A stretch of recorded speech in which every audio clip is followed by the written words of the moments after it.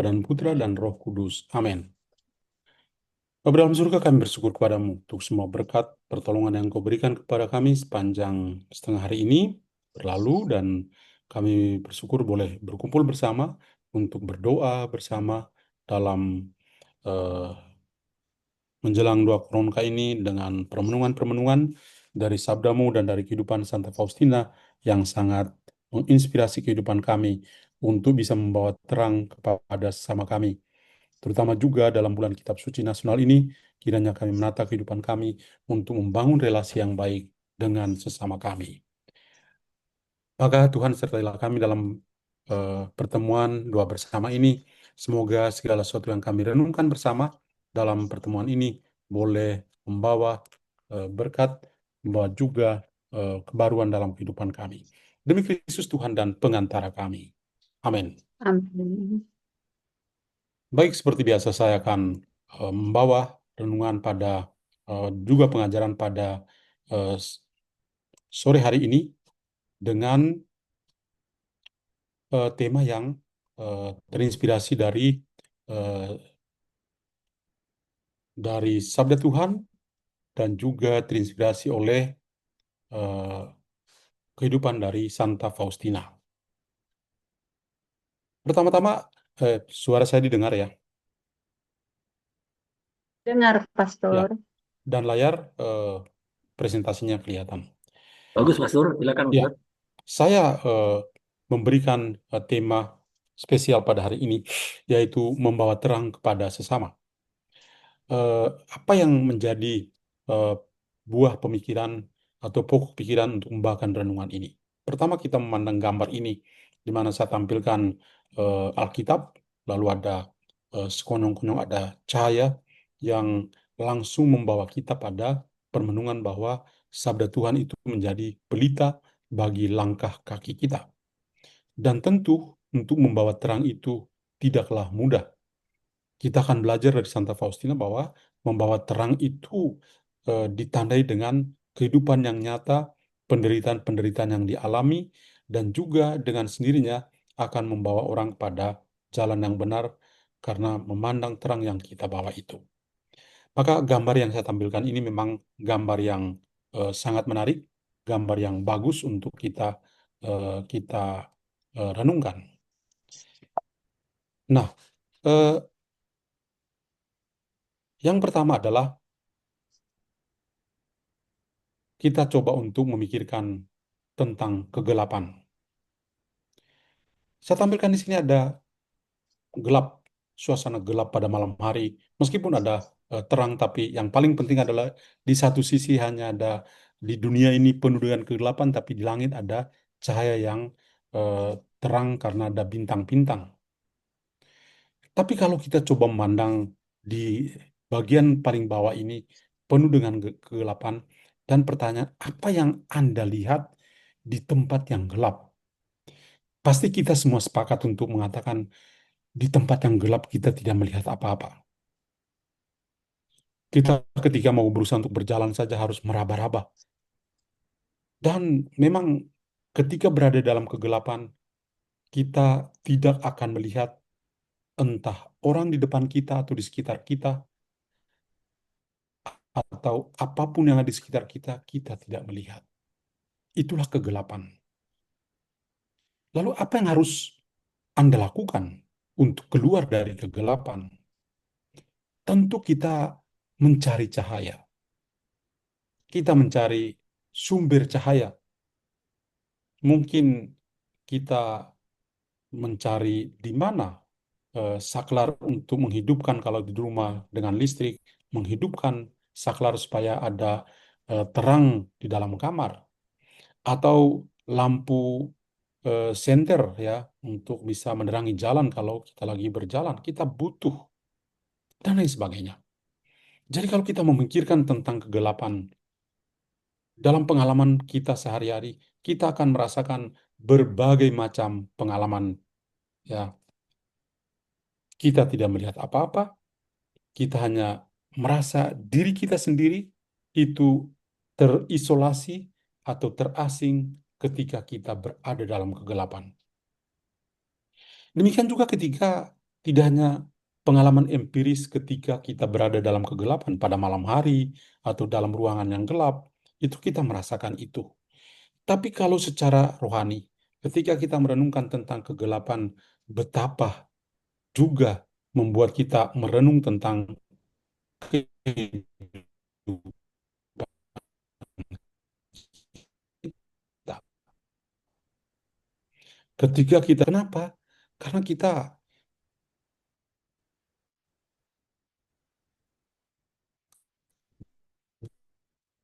mau membangun relasi dengan Tuhan, punya kebiasaan dosa atau punya dosa-dosa tertentu. Maka dengan memikirkan kegelapan, lihatlah, ketika kita berada di atas dunia, semuanya serba gelap, maka kita butuh cahaya seperti cahaya langit ini. Ada bintang-bintang. Kita butuh Tuhan untuk bisa menerangi kehidupan kita. Lalu apa yang harus kita lakukan ketika ada dalam kegelapan itu? Kita lebih nyaman ketika kita keluar dari kegelapan.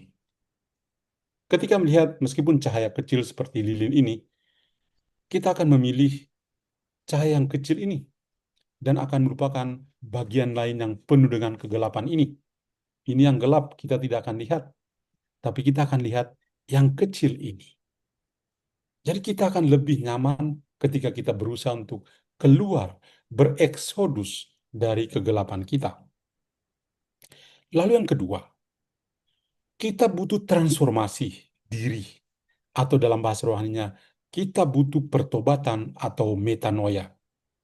Ketika kita berada dalam kegelapan, kita mencari cahaya untuk kita keluar. Kita mencari sumber cahaya supaya kita bisa keluar, akan merasa nyaman.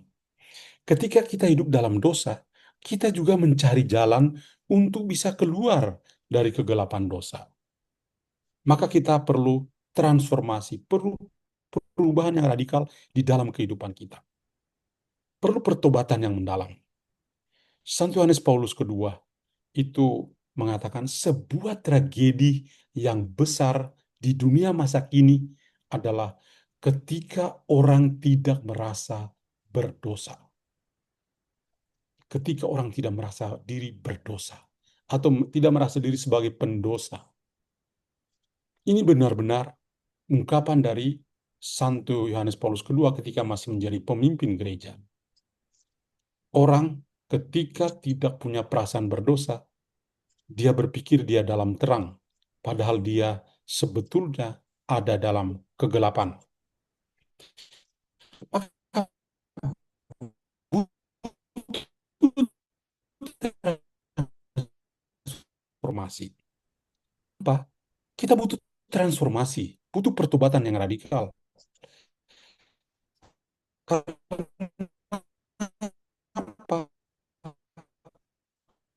Karena kadang-kadang mengikuti pengajaran dari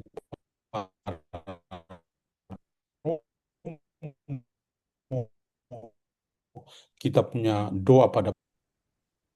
Tapi ingat, Yohanes Paulus kedua mengatakan, tragedi yang besar pada zaman ini adalah ketika orang merasa diri tidak berdosa.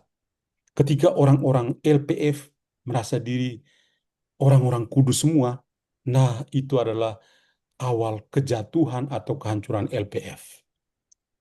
Tetapi ketika seorang anggota LPF itu merasa diri sebagai orang berdosa dan mendekatkan diri pada sakramen tobat dan mau bertransformasi, itu awal yang baik untuk menyuburkan LPF. Jadi kita butuh Tuhan. Kalau kita coba masuk dalam Injil yang hari ini kita dengar, berbicara tentang terang, ya, pelita itu ditempatkan di atas kaki Dian, supaya semua orang yang masuk dapat melihat cahaya atau terang. Lukas bab 8 ayat 16. Jadi ini juga kalau misalnya pelita itu atau lilin itu disembunyikan di bawah tempat tidur, tetap gelap. Tapi kalau di atas tempat yang tinggi, semua orang bisa melihat. Pengalaman rohani kita sebagai anggota LPF dengan kebiasaan-kebiasaan doa kita akan mengubah kita untuk membawa terang kepada orang-orang lain. Kehidupan kita dengan pengalaman akan Allah dalam diri Yesus Kristus, terutama sabdanya, itu akan menjadi pelita bagi langkah kaki kita. Mazmur nomor 119 ayat 105, di mana sabda Tuhan itu menerangi seluruh kehidupan kita. Maka tentu saja kalau sabda Tuhan itu menjadi terang, maka sabda Tuhan itu bukan untuk kita sendiri.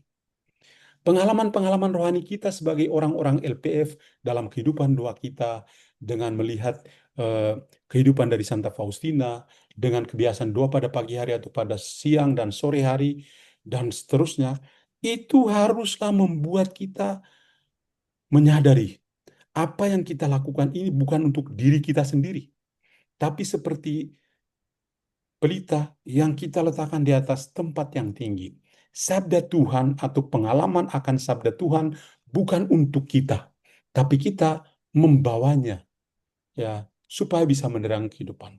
Kalau kita lihat eh, awal mula LPF ini, ya, kalau kita dengar cerita-cerita dari Ibu Regina, itu mulai dengan 3 orang kalau saya tidak salah. 3 orang ibu yang sederhana, tapi mulai berpikir. Dan ketika bertemu dengan Ibu Cynthia, lalu mulai, ya, melakukan pesiaran penuh pengharapan dalam LPF ini. Kalau saja mereka pada awalnya itu meletakkan pelita di bawah kaki Dian, mungkin kita tidak melihat LPF seperti saat ini. Tapi bahwa pengalaman yang mereka rajut bersama dari awal adalah meletakkan sabda Tuhan seperti pelita di atas kaki Dian.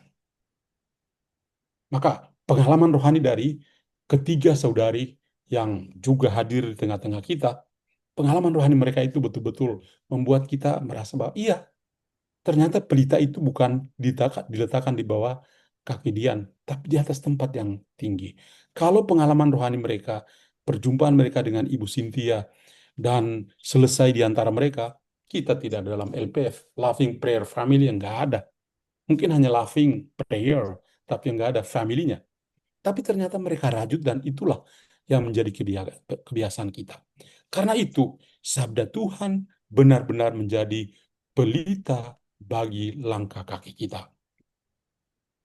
Maka lihatlah, kita semua ketika mengalami kesulitan seperti tangga-tangga ini, ketika kita putus asa, kita butuh naik tangga ini. Meskipun sulit untuk naik, ya, lutut sakit loh, tapi kita perlu keterang itu. Kita coba lihat di samping kiri kanan, gelap. Tapi kalau tangga yang putih ini, kita coba naik perlahan-lahan, kita pasti sampai di atas, di sini, dan kita akan melihat terang. Kalau kita hanya ada di bawah sini, kita dalam kegelapan. Maka pada saat kita berada dalam kesulitan, jangan pernah tinggal tetap dalam kesulitan. Keluarlah, melewati tangga yang sulit. Tapi kita bisa sampai keluar dan melihat cahaya. Kita itu membutuhkan Tuhan Yesus sebagai sabda hidup. Dialah terang dunia. Lihatlah, di tangan Tuhan Yesus ini, dia benar-benar menjadi terang. Akulah cahaya atau terang dunia. Tapi dia juga mengatakan pada kita dalam sabda bahagia, hendaklah cahaya itu bersinar, supaya orang melihat perbuatan-perbuatan baik dan memuliakan Bapa di surga. Jadi kamu adalah terang dunia. Yesus adalah terang dunia, dan dia juga mengharapkan supaya kita juga menjadi terang. Yesus yang di tangannya memegang terang, terang itu yang dia berikan kepada kita, dan kita membawa terang itu kepada sama kita yang lain. Maka kita membutuhkan Tuhan Yesus sebagai sabda hidup. Sabdanya menjadi pelita bagi langkah kaki kita. Sabdanya yang membuat kita juga merasakan terang, dan kita bawa itu kepada sama yang lain. Sungguh, Yesus selalu mengetuk pintu hati kita dan mau menyapa kita dengan terang sabdanya. Bagaimana kita bisa membawa terang Kristus itu? Perhatikan gambar yang inspiratif ini. Dengan tangan terulur ketika kita berdoa, kita juga mau menerima terang itu, kita perlu menata relasi dengan Tuhan Yesus dengan mendengar sabdanya, dengan membaca kitab suci, dengan merenungkan dan melakukan sabda.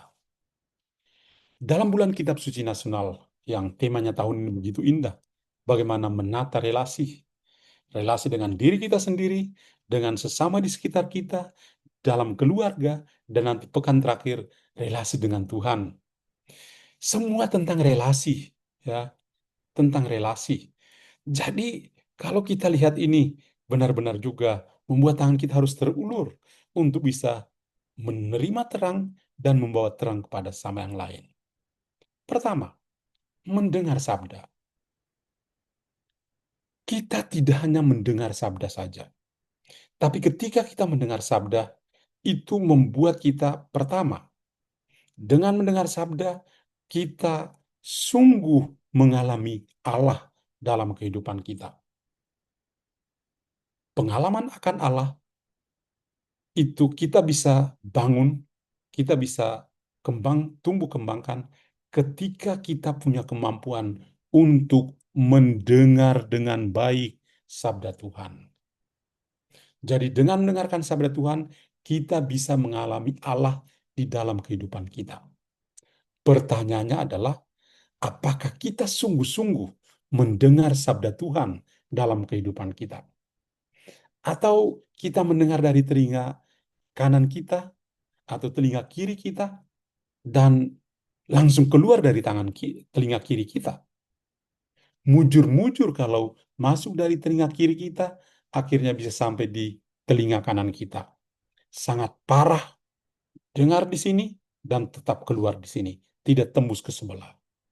Itu artinya hati kita sangat tertutup. Jadi ketika kita mendengarkan sabda, kita sungguh-sungguh mengalami Allah di dalam kehidupan.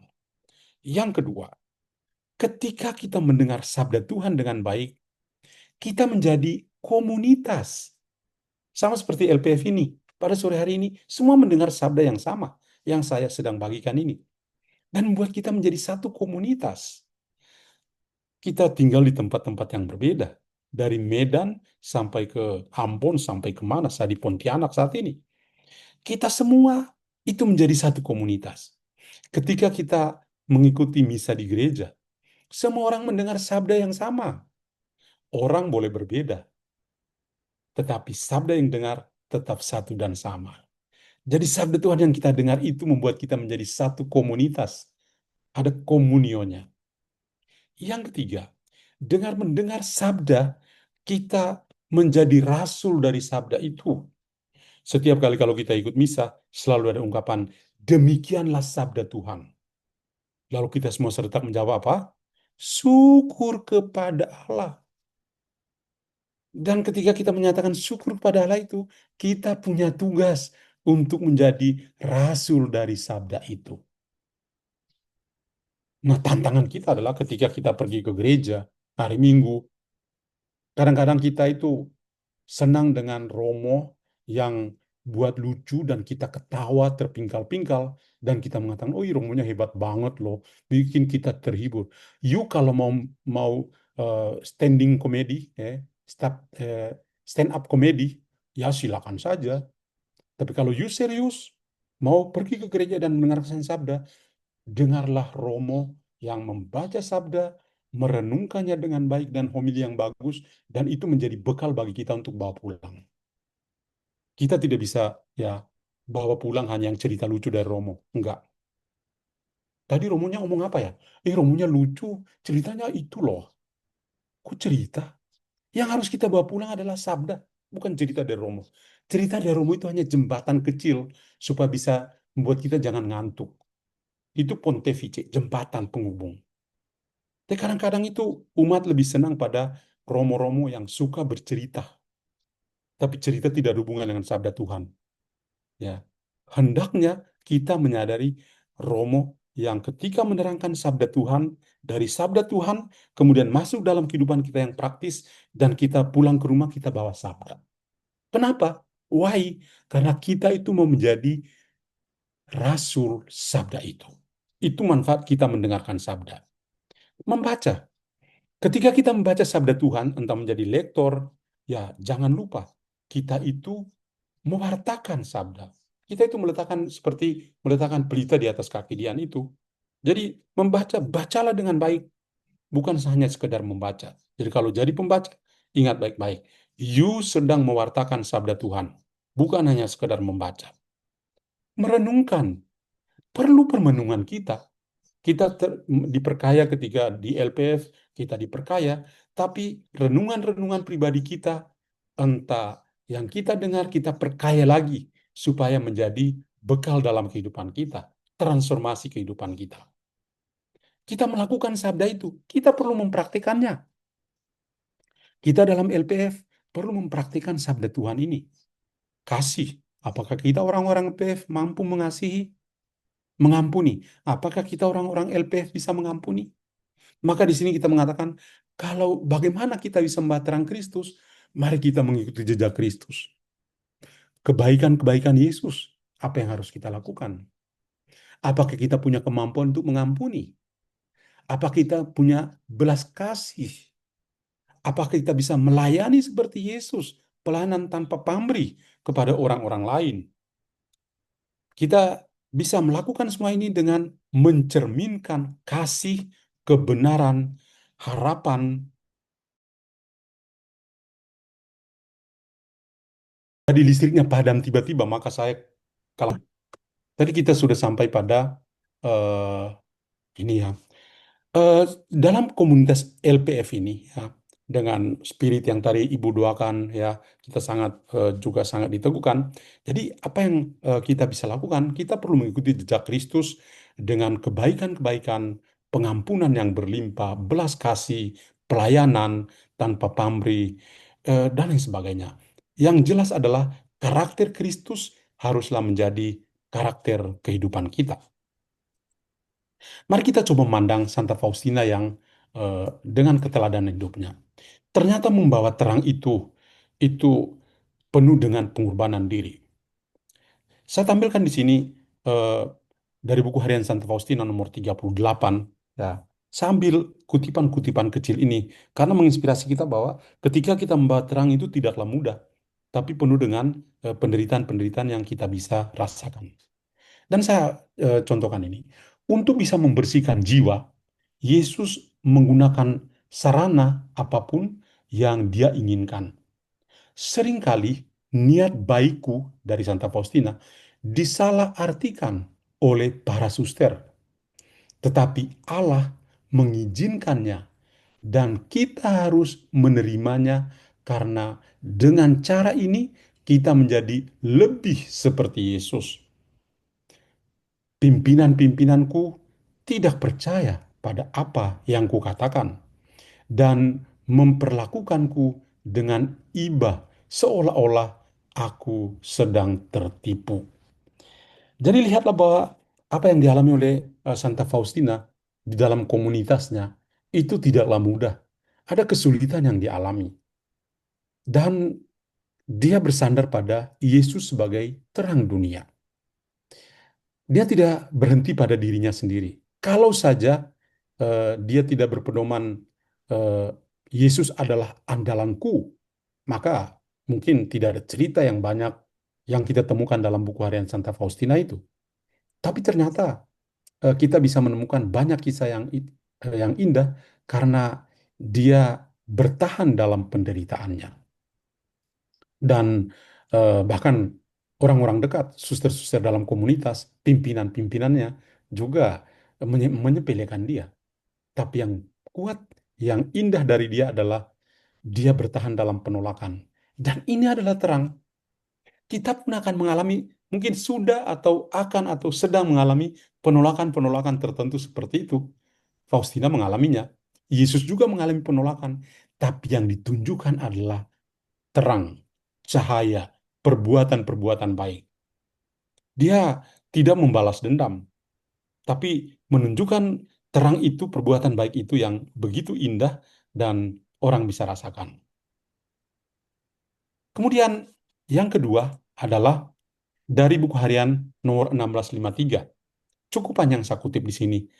Terang yang ada di atas tempat Allahku meraja, inilah yang didambakan jiwaku.